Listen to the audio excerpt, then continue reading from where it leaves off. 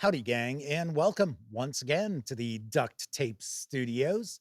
I'm Jeff McAleer, your host here at the Gaming Gang channel.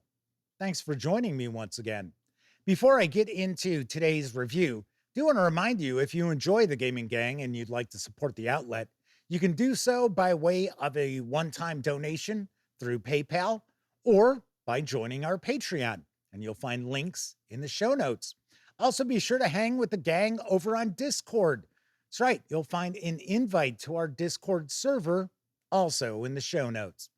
Today, I am going to share my review of Mortar and Pestle from Cubicle 7 Games.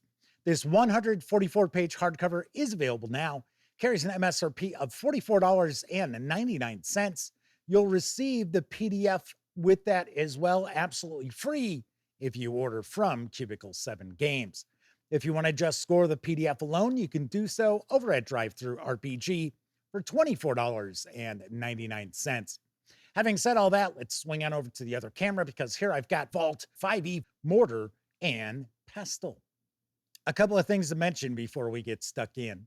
First of all, my friends over at Cubicle 7 Games were kind enough to provide me with this review copy, but neither I nor anyone else affiliated with the Gaming Gang has received any other sort of compensation for me to share this review with you. It's important you know that. We're also not going to look at each and every page of the book, but I do want to give you a really good feel for what you're going to find inside. First thing we're going to do, take a peek at the credits page. A lot of folks worked very hard to bring this to life, so let's give credit where credit is due. If you're not familiar with Mortar and Pestle, this is a 5e supplement, although you can use it with a lot of other games, not just 5e. Talk about that in a few moments. And it really focuses on alchemy. So it is all about potions and poisons and toxins and tinctures, elixirs, and so forth. And I've got to say, I was pleasantly surprised when I read this because I had the impression this was going to be one of those kind of crafting books. I'm not a huge fan of a lot of crafting in my tabletop role-playing games.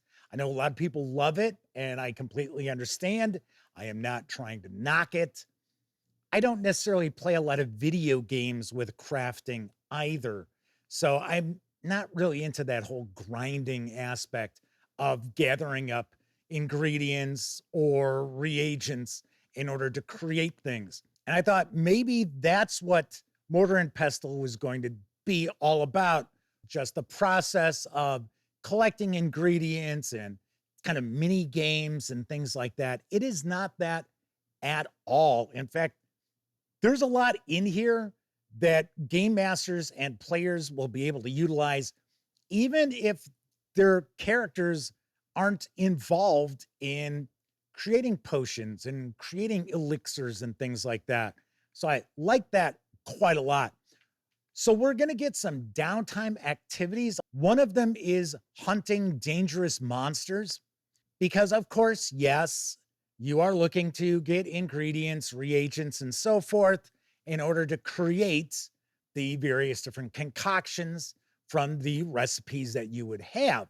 And rather than hoping the game master is going to throw those sorts of monsters into your path in order to collect those components, you now have a downtime activity for you to be able to hunt dangerous monsters.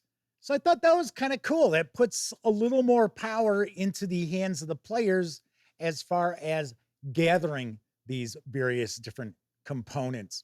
Then we'll also get some feats, we'll get some backgrounds, which the player characters can have, which will give them the ability to be able to make these various different concoctions. So what we're going to see is a variety of different recipes, and the recipes will be broken up by their rarity. So we'll have common, uncommon, rare, very rare, and legendary. And another interesting aspect about Mortar and Pestle I liked a lot is that we get all these different recipes, and then we also get a listing of various different effects. And you can tweak your recipes to either add or maybe subtract effects from those poisons and potions and elixirs and so forth. So I'll give you an example here. We've got the Potion of Invigoration. It is an uncommon potion. It lasts 8 hours. The components are dragon scales, obstinate alloy, and a stag apple. The Potion of Invigoration is a must-have for travelers on the road. This black potion, when sniffed at room temperature, has hints of hickory. Before consuming, the Potion of Invigoration must be heated to near boiling point for 1 minute. Once consumed, you remove 1 level of exhaustion. At the end of the duration, the level of exhaustion returns. You may only benefit from 1 use of the Potion of Invigoration at a time. As far as the production quality of Mortar and Pestle, very nicely done. Very solid paper stock. I like the artwork throughout.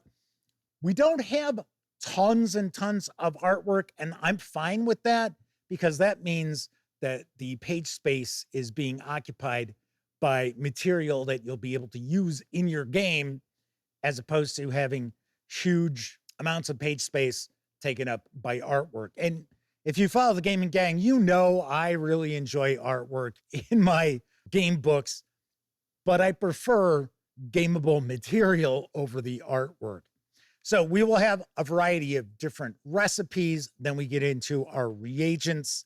How can you find them? And then these are also going to be broken up by their rarity. So we've got common, uncommon, rare, very rare, and legendary. So let's see. The Stellar Rose is a legendary flora. Source dry, rocky areas of hot deserts. This green shrub blooms brilliant pink, 7-petaled flowers. It is considered a symbol of luck for travelers through the desert, as its deep roots draw sustenance from underground water sources.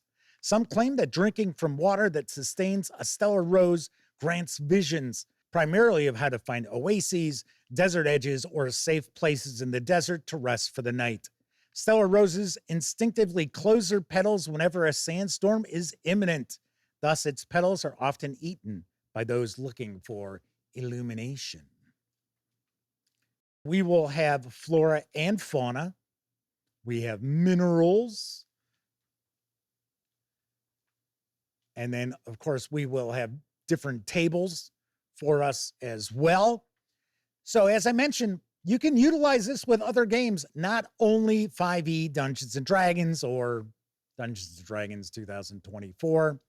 Obviously enough, because this is from Vault 5e, this does tie in with their other releases through Cubicle 7 Games. So we're talking about books like A Life Well Lived, Uncharted Journeys, Broken Weave, which is an excellent setting which utilizes 5e. And of course, we also have Hammer and Anvil, which I will be reviewing in the not too distant future. We have a chapter that's devoted to cultivating gardens. You can create your garden and you will have different plots on the garden, different slots effectively for various different items. I thought this was kind of cool. I thought this was a nice little domain play addition to Mortar and Pestle. And as an example here, we've got the Druid Grove, which requires an allied druid or a druid within the party. It takes up 4 slots. It costs 400 gold pieces. Though any tented grotto can be a bastion for local wildlife, a druid grove requires careful preparation to become a node of primal magic. A druid that spends a downtime activity studying local fauna in a druid grove gains a greater understanding of living beings and can choose one of the following benefits. You study an animal that is attracted to your druid grove, adding it to your list of wild shape options.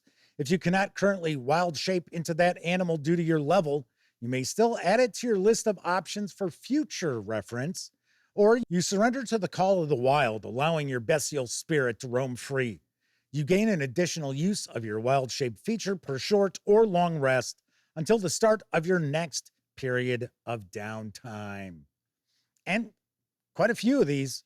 And I also thought it was kind of cool. We do get these little images here that you could cut out. We have them in the back in the appendices, and you can add them to your garden sheet that you create. Very, very nicely done. Then we'll actually have some NPCs, experts and vendors. We will get a variety of different characters that the alchemist sort of player characters might run into or might actually have as patrons. And we'll get information about using these NPCs as an ally or a rival or as a quest giver, like a patron. And we'll also get GM advice on how to utilize these characters. Pretty cool stuff. Then we get our thank you to all of the Kickstarter backers. And then we'll get into our appendices. Here we've got the cutouts for the gardens. There's our garden sheet here. And we get some ads, and that will finish up a look inside Mortar and Pestle from Cubicle 7 Games. Let's swing back over to the other camera so I can share some final thoughts as well as my review score. I was pleasantly surprised by what I found in Vault 5e Mortar and Pestle, because the reality is I was expecting a volume here that was going to try to simulate the crafting and kind of grinding of collecting ingredients from monsters and things like that that we find in video games. I thought, well, they're going to try to adapt that into a tabletop role-playing game supplement. That is not the case at all. And I got to say, I'm very happy that's not the case too. There is loads of usable material in here, and you don't have to have player characters or players all that interested in having an alchemist character in order to utilize these, because we've got all the various different recipes, we've got all the different reagents. You can use that without necessarily having to have a character who wants to be a crafting character. So I dug that. Like that we've got all these different new downtime activities, such as hunting dangerous monsters, so that the characters can go in search of a monster that maybe they do need some ingredients from, some reagents from. So I like that too. The NPCs that are included are quite interesting. They are rather fleshed out as well. And I also like the fact that we get a presentation if they were an ally or if they're an enemy, or even possibly being a patron and giving out quests, plus a little GM advice on how to use them effectively also. All in all, tons to really like in Mortar and Pestle, and you can utilize this with a lot of different fantasy role-playing games. Anything that's 5e adjacent, and I will say Dungeons and Dragons 2024 adjacent as well, so that covers a lot of ground. I can easily see using Mortar and Pestle with Tales of the Valiant from Cobalt Press as an example. And of course, you can utilize it with the other 5e releases from Cubicle 7 Games. All in all, really dig this book. So on a scale of 0 to 10, I give Vault 5e Mortar and Pestle a 9 out of 10. If you and your players have any interest whatsoever in including alchemy in your adventuring, this should be in your collection. All right, that is it for this time out. If you liked the video, by all means, please give it a quick thumbs up. Subscribe to the Gaming Gang channel if you haven't already. And if you do subscribe, don't forget, ring that bell. It'll not only let you know when I share videos such as this review, it'll also inform you when my live stream, the Gaming Gang Dispatch, airs Tuesday, Wednesday, and Thursday evenings right here on YouTube at 7 p.m. Central. And of course, when you're not watching videos on the Gaming Gang channel, be sure to visit thegaminggang.com for all the latest in tabletop gaming news, reviews, and a whole lot more you are not going to find here on YouTube. You know the drill. Get your geek on at thegaminggang.com. Once again, I'm Jeff McAleer. Thank you very much for watching. And until I see you next time, I certainly hope all of you get to enjoy plenty of great gaming with your gang.